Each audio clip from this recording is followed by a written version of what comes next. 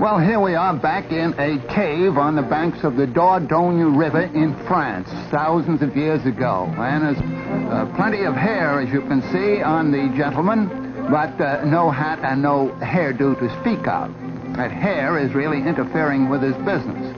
Nearby, the cave woman, his wife, is grilling a fish over an open fire.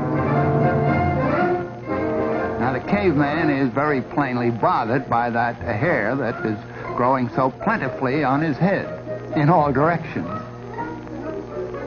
Suddenly, he looks over toward the fireplace and he sees the surviving backbone of a fish that has been eaten. And it gives him an idea.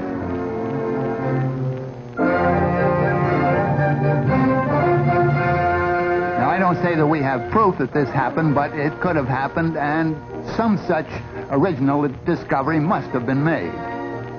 Now, see what he does with the backbone of that fish.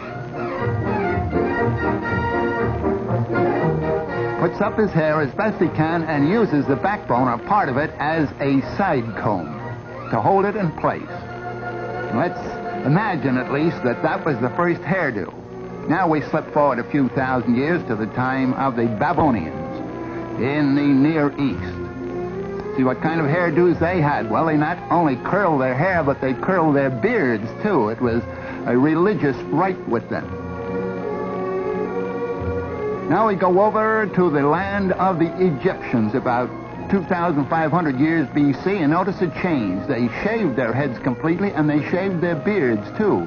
But they wore an artificial beard made out of wood or horn or some such material.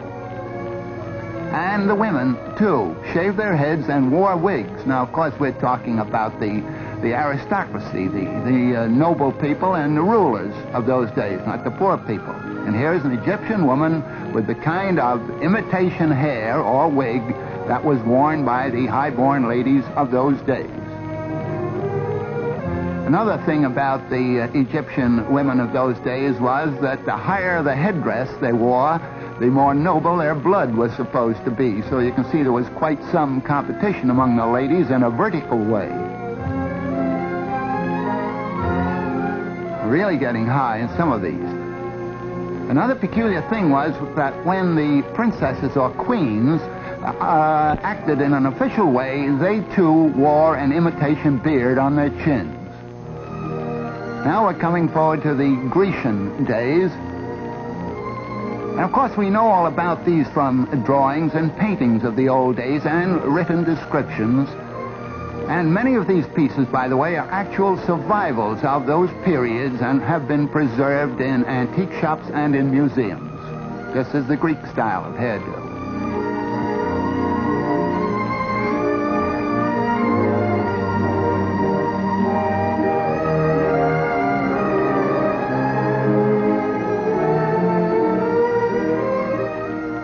Of course, at all ages, a scarf was often used as a covering for the hair, with or without a hat on top of that.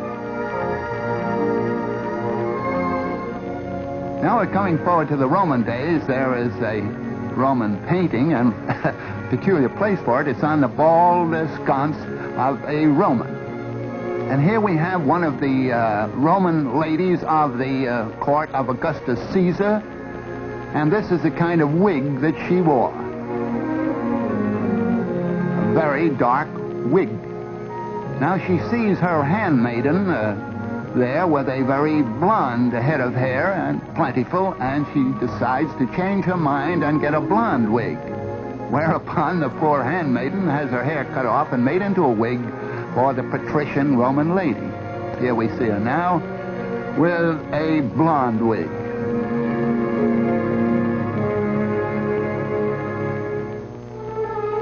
Well, we'll step forward about 1,000 years into the beginning of the medieval period. And this is the way the high-born young lady wore her hair then, in long ringlets, when knighthood was in flower. Of course, when she got married, she wasn't allowed any such frivolous decoration.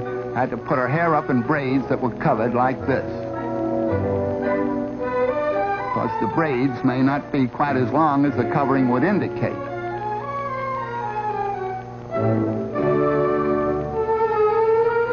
just a little added decoration.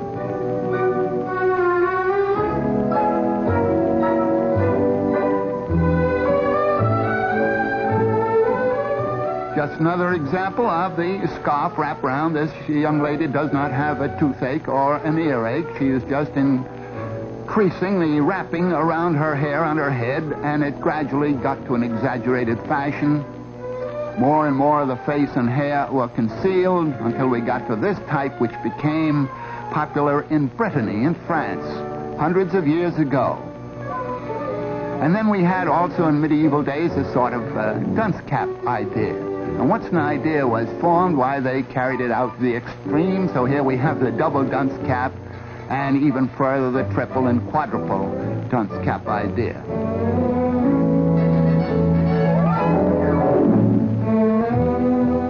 And of course, further decorations were added.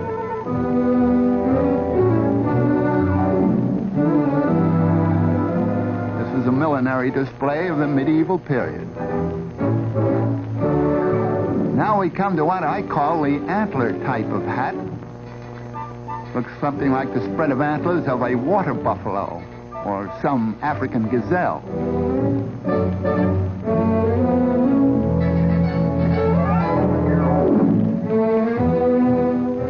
And this might be the ox type of decoration.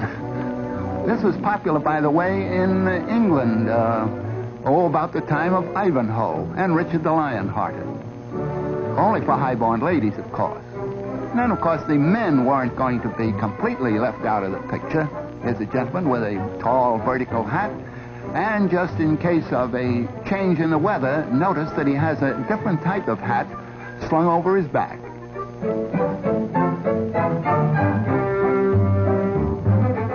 Well, we're coming down through the ages a little bit, but not making much progress in the millinery department. This chap has a whole counter's worth of cloth on his head.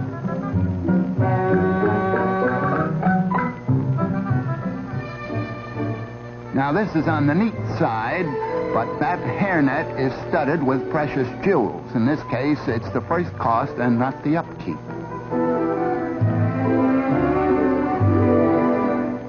Here we have what is often called a Holbein type of hat, because that famous painter gave us many canvases with models wearing that kind of picture hat.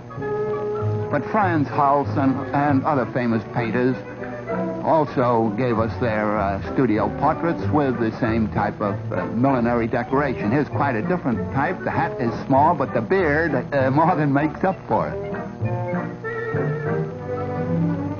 Now, this is really neat. I say I'm no judge of ladies' hats, but this is the type I like anyhow. It'll be good in a high wind. Notice that the ruff is now coming in around the neck there. That would be around 1550, 1600 and through there. Just imagine all the handwork that went into the ironing of a ruff of that type. Many of the pictures by Van Dyck feature these ruffs.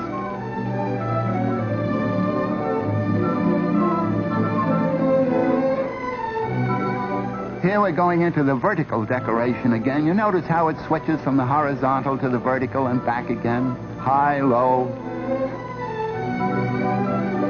Oh, and also we are coming into the corseted era, and in some of those old days they actually wore iron corsets. Of course, the whaling captors soon relieved the iron of its duty by bringing in the whalebone. This is just a simple country costume. I'm glad to say they've relaxed on that iron stuff. And here we have a lace bodice and a straw hat.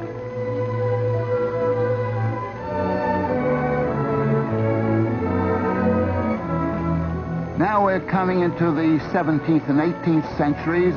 This is a model of a painting by Van Dyck. And so I haven't time to go on down to modern days, but as far as we've gone, I leave it up to you to know whether or not we've made much progress in hairdos and costumes and hats.